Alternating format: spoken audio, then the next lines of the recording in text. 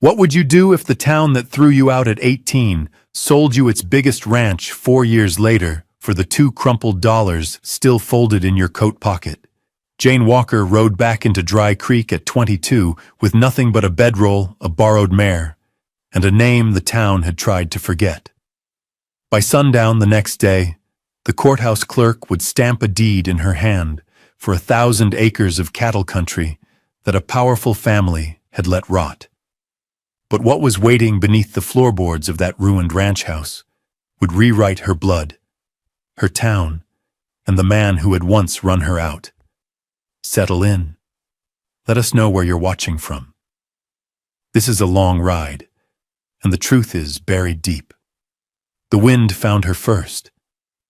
It came down off the ridge the way it always had, dry and full of grit, tugging at the brim of her hat as the mare crested the low rise above town. Dry Creek lay below her the way she remembered it, a scatter of tin roofs and plank walls strung along a road the color of ash. The church still leaned a little to the east. The livery still had that black scar on its south wall where a lantern had fallen when she was 12. The bell over the mercantile still hung crooked.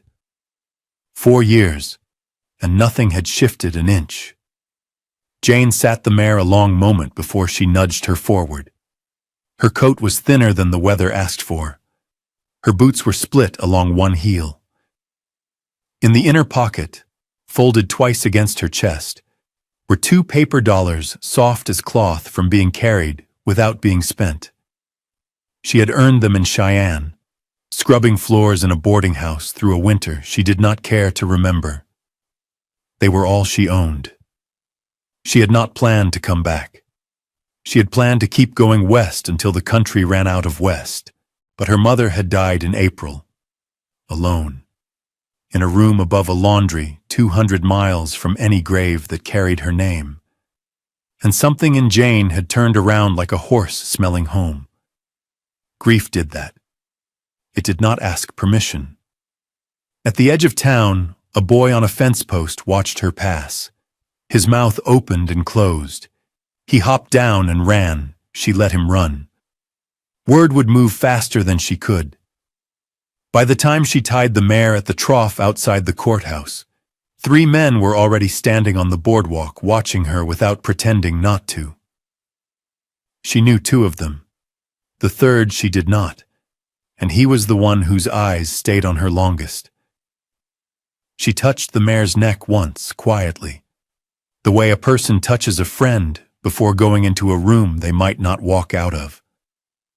Inside, the courthouse smelled of old paper and lamp oil. The clerk was a narrow man with ink on his knuckles. He looked up, blinked, and set his pen down slowly, the way a person sets down something breakable. Miss Walker, he said. Sir. You come back. I have. He glanced toward the door behind her, then leaned an inch closer over the counter. What can this office do for you? Jane laid the $2 on the wood between them. They looked very small there, and very tired. The old Halloran place, she said. I heard it's for auction? The clerk's face did a strange, careful thing. It went still, then softer, then still again. He looked at the money, he looked at her. He looked at the door. That ranch, he said, has been on the tax rolls 7 years unpaid. The county set the minimum bid at $1 to be rid of it. No one has come. He wet his lips. No one has come, Miss Walker, because of who used to own it. You understand? I understand. $2 would buy it twice. Then I'll buy it twice, Jane said. He looked at her a long time. Then he took up his pen. Outside on the boardwalk, the third man had not moved. He was tall, broad through the shoulders, and wore a coat cut better than any coat in Dry Creek had a right to be. When Jane stepped back into the light with the folded deed inside her coat, he laughed. It was not a small laugh.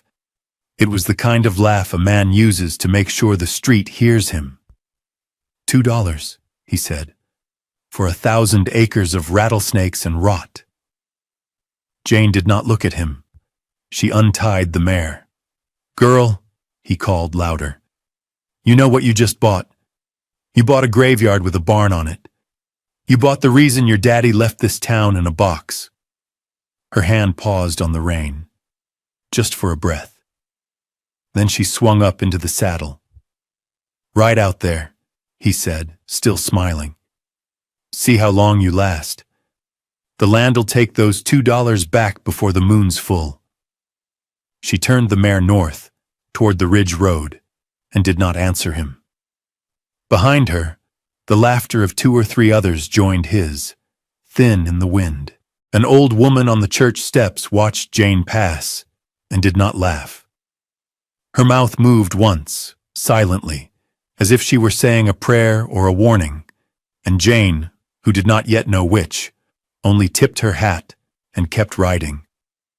So here she was, 18 when they ran her out, 22 when she came back, and the deed to a cursed ranch folded against her heart for the price of a hot meal. What made her spend her last $2 on a place the whole town called poisoned? What did the powerful family that once owned it want so badly to bury there?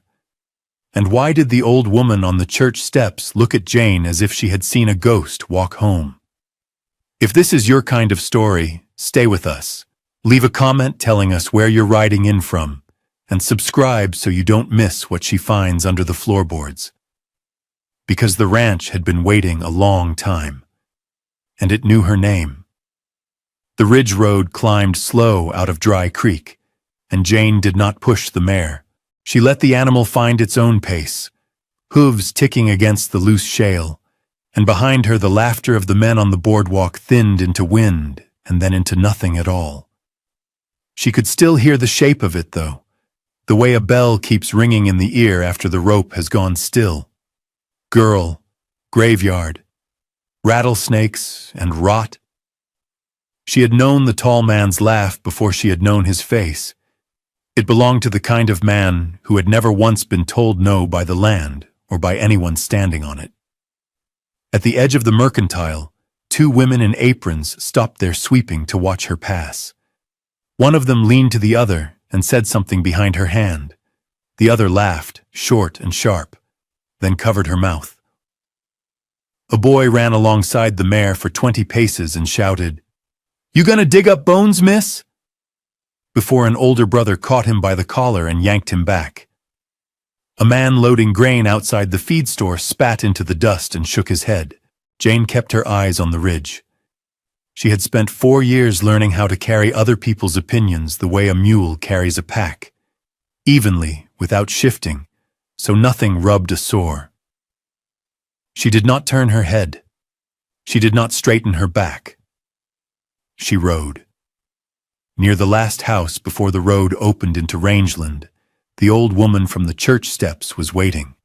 She stood beside a low stone wall with her hands folded over the head of a hickory cane, and her shawl was the color of ash.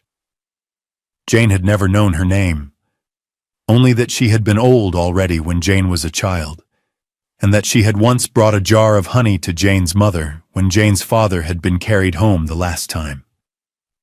Jane slowed the mare. The old woman did not step forward. She only lifted her chin a little and looked up at Jane with eyes that had gone milk pale at the edges. "Child," she said. "Ma'am?" The old woman studied her a moment. Then she said, quiet and even, as if reciting something she had held in her mouth for years. "What they buried shallow." Jane waited for more. None came. The old woman's lips pressed closed and her hands tightened once on the cane. "Ma'am, go on now," the old woman said. "The wind's turning." Jane touched the brim of her hat.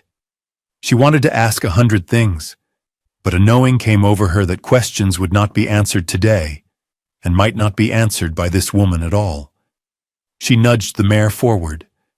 When she looked back once, the old woman was still standing at the wall, watching her go, small and gray against the whitewash. Behind her, hooves came up the road at a canter. Jane did not stop, but she loosened her hand on the rein. The tall man from the boardwalk pulled his horse alongside hers. A good bay, 17 hands, sleek as polished walnut. Up close, his coat was finer still, dark wool with bone buttons, and a silver band on his hat that caught the sun. "Ashby," he said, as if she had asked. "Merrick Ashby. I run cattle north of the creek now. Used to be Halloran country. All of it." He gestured wide with one gloved hand, taking in the whole of the visible world.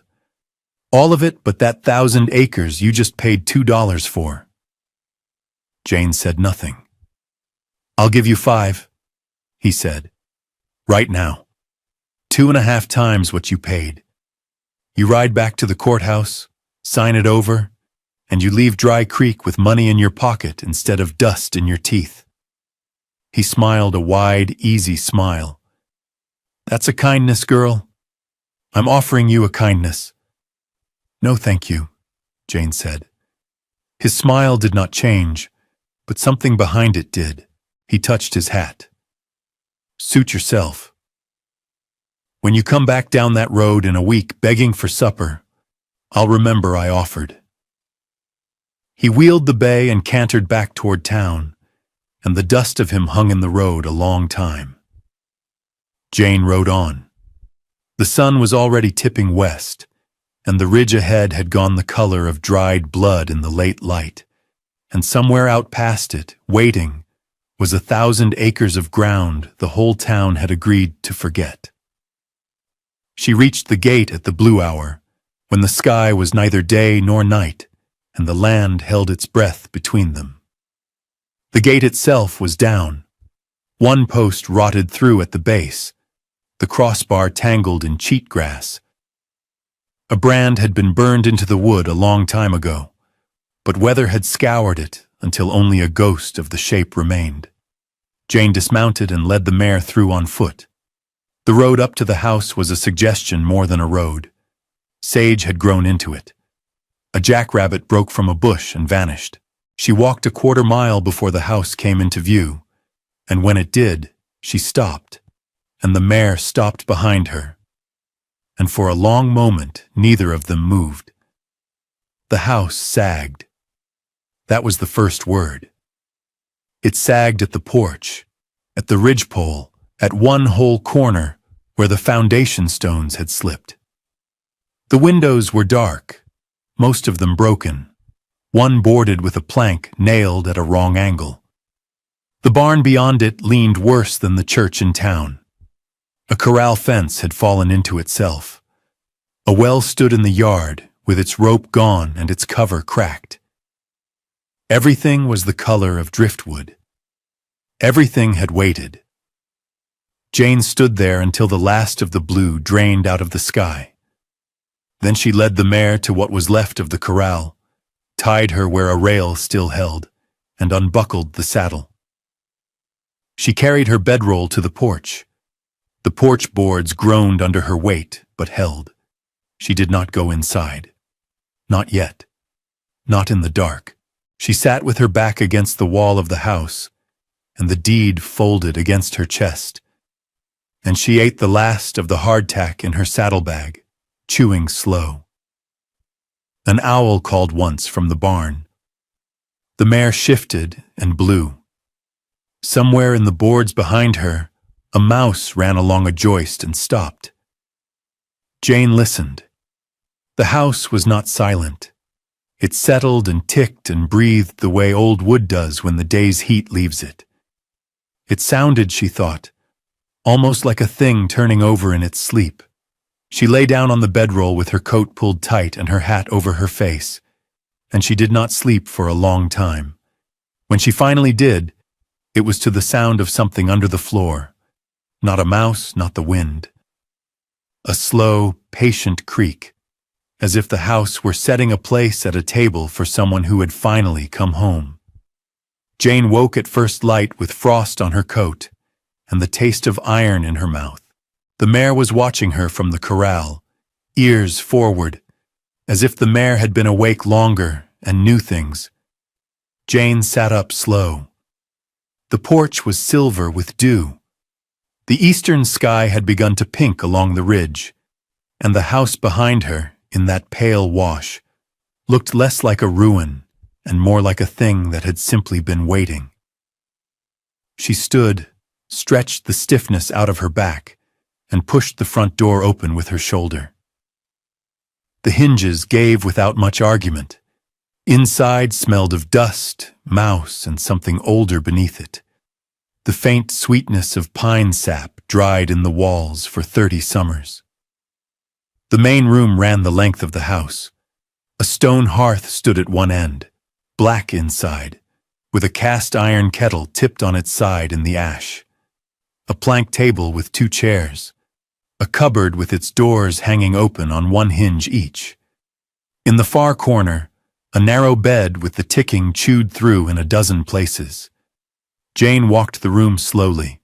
Her boots made a hollow sound on the floorboards, the sound a body makes crossing a bridge. She stopped in the middle of the room and stood still, listening. The house made small noises. None of them were the noise she had heard in the night. She crossed to the hearth. She ran her hand along the mantel, a single beam of dark wood, thick as her thigh, blackened at the underside from years of smoke. Her fingers caught on something, a notch, cut clean. She bent to see it. Not a burn, not a crack, a letter, an H carved deep, the way a man carves who means for the mark to outlast him. Beside it, a second letter, half hidden by soot. She rubbed her thumb across it. A W. Jane pulled her hand back. Walker, her own name. Cut into the mantel of a house that had, by every account she had ever heard, belonged to a family named Halloran. She stood at the hearth a long time. Her breath came shallow. She thought of her father, whom she had not thought of in a straight line for 8 years, and of the box Merrick Ashby had spoken of on the boardwalk. She thought of the old woman by the stone wall saying, "What they buried shallow." She did not act on it. She did not pry at the mantel or start pulling boards.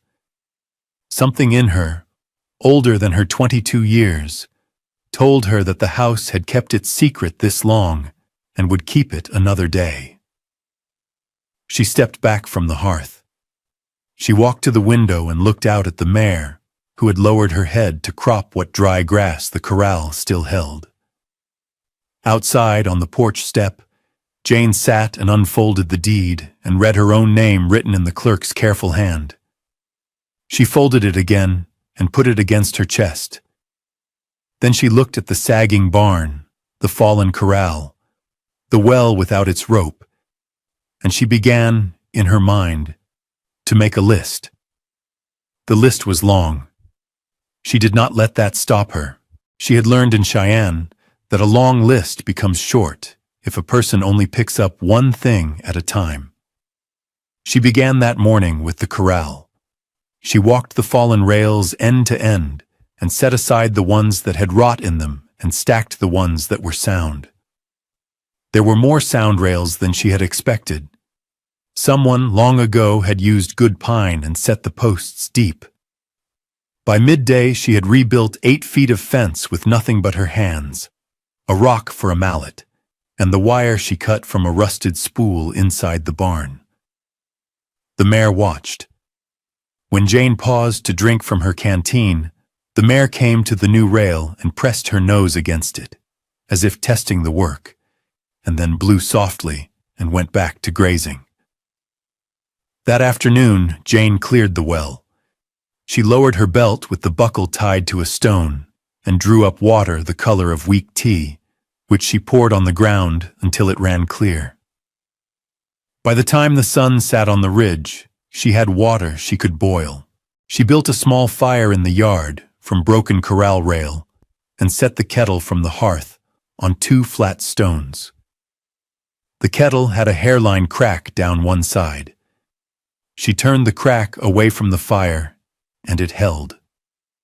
She slept the second night inside, on the floor by the hearth, with the mare's saddle blanket over her and her coat rolled under her head. She heard the creak again just before dawn, and this time she marked where it came from.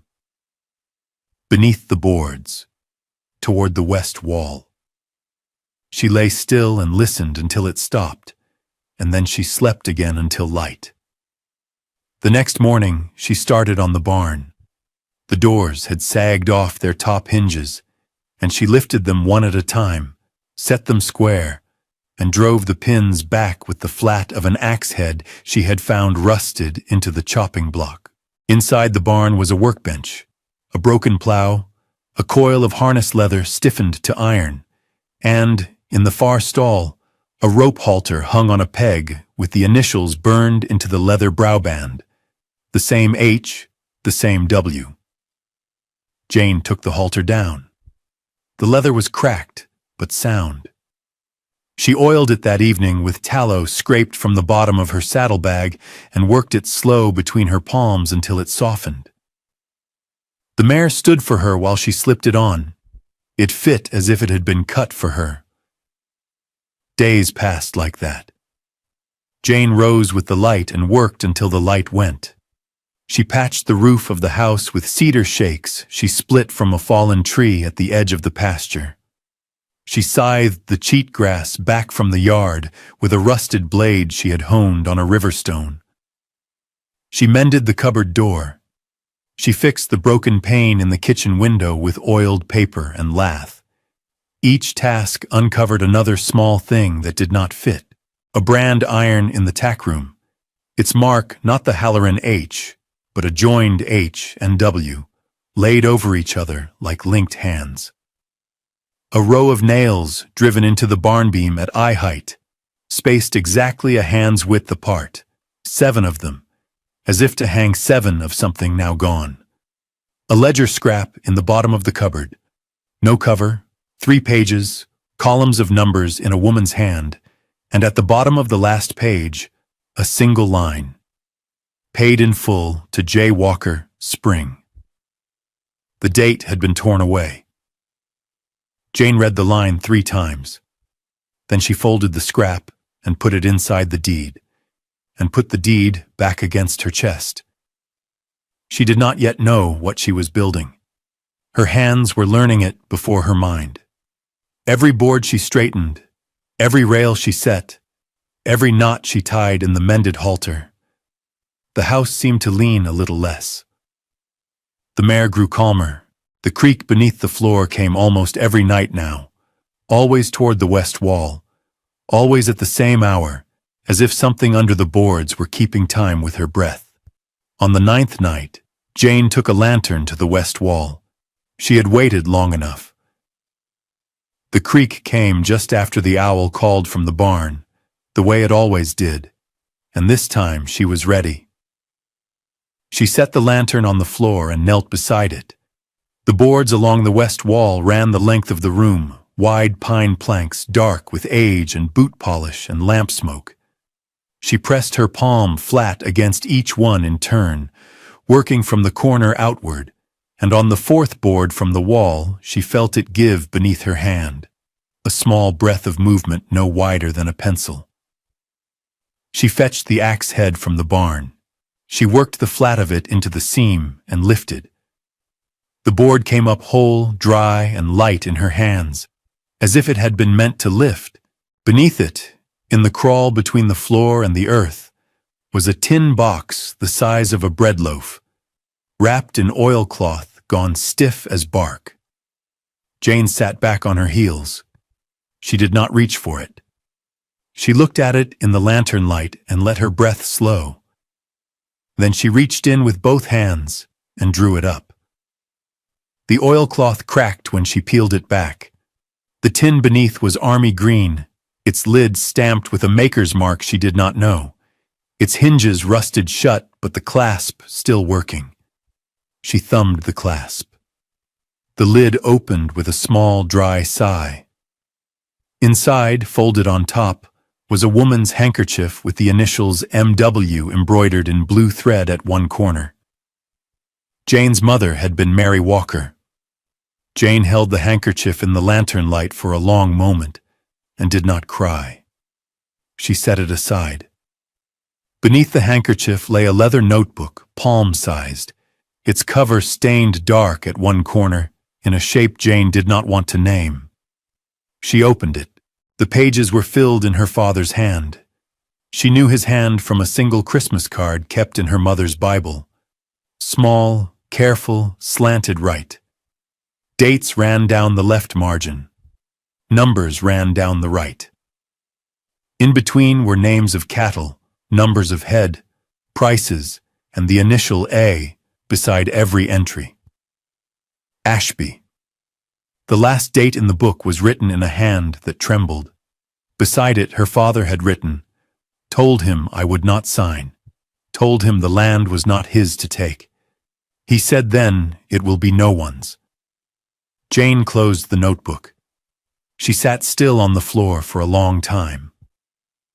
Beneath the notebook was a folded paper, brittle at the creases. She opened it under the lantern. It was a deed, older than the one against her chest, made out in her grandfather's name. Halloran on the mother's side, Walker on the father's, the two names joined by marriage on a line she had never seen written down. The 1,000 acres had been her family's before it had been anyone else's. The joined H and W on the brand iron in the barn had not been decoration. It had been a fact. Under the deed, at the bottom of the tin, wrapped in a second square of oilcloth, was a small revolver with 1 chamber fired and 5 still loaded, and beside it a lock of dark hair tied with a black ribbon. Jane closed the tin. She put the lid down slowly, as if it were a sleeping thing.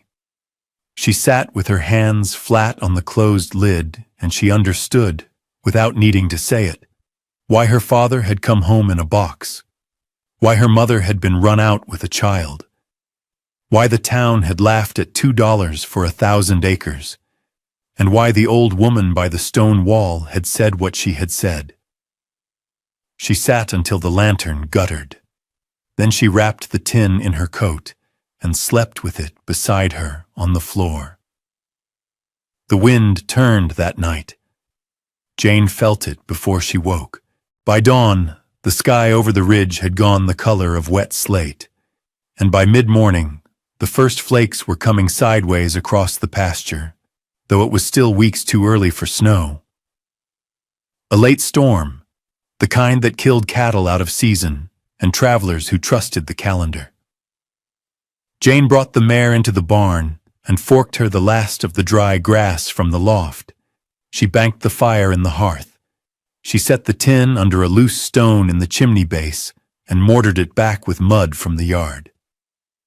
She had just finished when she heard the dog. It came first as a thin, ragged bark somewhere past the gate, then a second bark closer, and then silence. Jane took her coat off the peg and went out into the weather. The snow was thick enough now to soften the shapes of the corral rails. Halfway down the overgrown road she found them. A woman on foot leading a spent horse. A child of maybe 6 wrapped in a shawl against the woman's hip. And a black dog with 1 white foot circling them and barking at nothing and everything. "Come," Jane said. It was all she said. The woman did not argue. She followed Jane back up the road, the child's face pressed against her neck, the horse stumbling on legs gone stiff.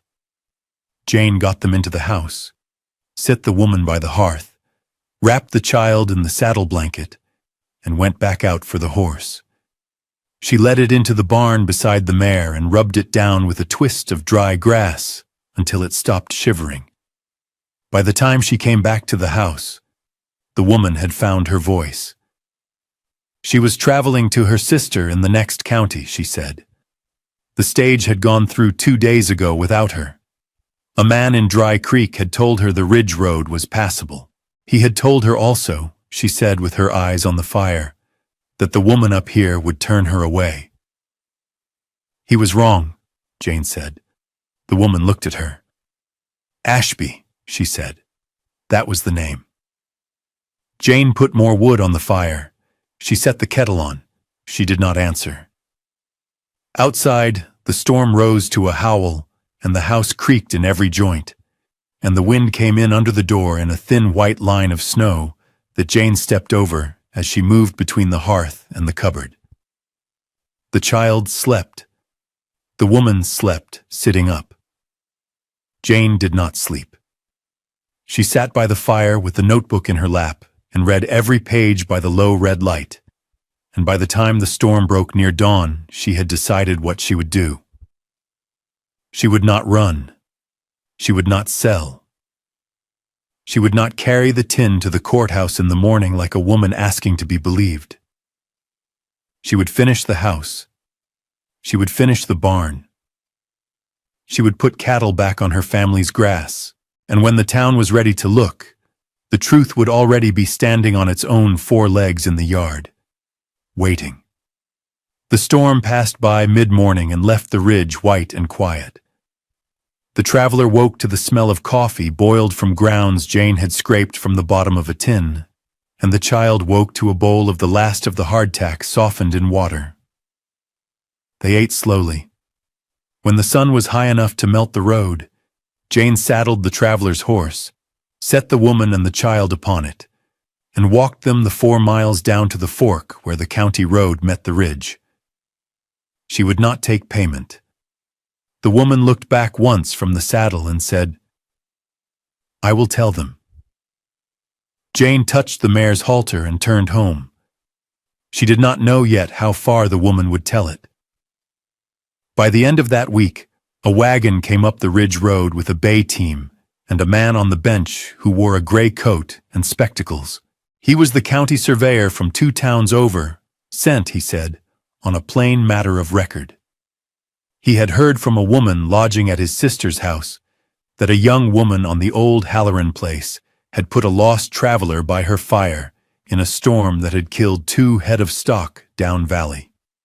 He had heard also, in the same telling, of a joined brand and a name that did not match the county rolls. He was a careful man. He asked to see what she had. Jane brought out the tin from beneath the chimney stone. He read the notebook without speaking for nearly an hour, turned the older deed in the light, and set both down on the plank table with the care of a man handling glass. "Miss Walker," he said quietly, "this is your land. It has been your land." He said he would file what needed filing.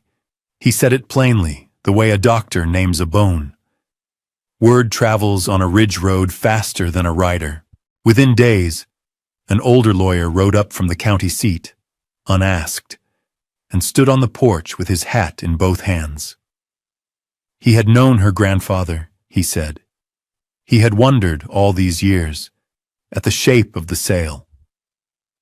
He offered his hand and his service, and he named no fee. A cattleman from the north brought 4 heifers up the road in a borrowed wagon, and asked only that Jane pay him back in a calf when she could. The old woman from the stone wall walked the whole 4 miles up the ridge one afternoon, with a jar of honey in her shawl, set it on the plank table, and looked once at the mantel where the H and the soot-hidden W stood side by side. "Your mother knew," she said. "She was waiting for you to be old enough to know too." Then she walked back down. Merrick Ashby came last. He rode up alone on the 17-hand bay, and he did not dismount for a long while. When he finally stepped down, the silver band on his hat caught the low sun and threw it into the dust. He stood at the porch step and did not speak first. Jane waited. "I heard the surveyor came," he said at last. Jane said she supposed he had. He looked out at the 4 heifers grazing where the corral had been mended, at the barn doors squared on their hinges, at the mare in the halter with the burned initials. Something in his face went slack, not broken, only tired. The way a man looks when a long lie he has carried finally sets itself down of its own weight. "Your father was a better man than me," he said. "I knew it then. He did not ask forgiveness. He mounted the bay and rode back down the ridge, and the town, when he passed through it, watched him go with the same silence it had once used to watch Jane arrive. By the end of that season, the pasture carried 20 head. The house stood square on its foundation stones. The barn doors closed true.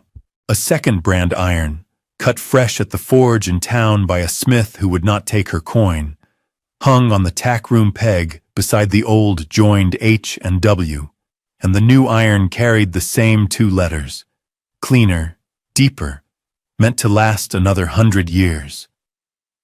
The road up the ridge was no longer overgrown. Children from the town rode up on Sundays to see the heifers, and their mothers came behind them with baskets, and the old woman from the stone wall was carried up once in a wagon and sat on the porch in the sun for a whole afternoon, and did not speak, and did not need to. On an evening in late autumn, at the golden hour, Jane stood at the mended gate with the mare beside her, and looked back across the 1,000 acres. The light came low across the grass, and turned the ridge the color of beaten copper. The cattle were moving toward the creek in a slow, dark line. The house behind her threw a long, clean shadow. The joined brand on the gatepost had been recut and stood plain against the wood. She thought of her mother in the room above the laundry 200 miles away, and of her father in a box he did not choose, and of a boy on a fence post who had run to tell the town a ghost had come home. She thought of 2 paper dollars folded soft as cloth against her chest. The old lawyer had asked her, a week before, what she meant to call the place now that the deed was clean. She had not answered him then. She answered now, aloud, to the mare and the wind and no one else. "It was never a graveyard," she said.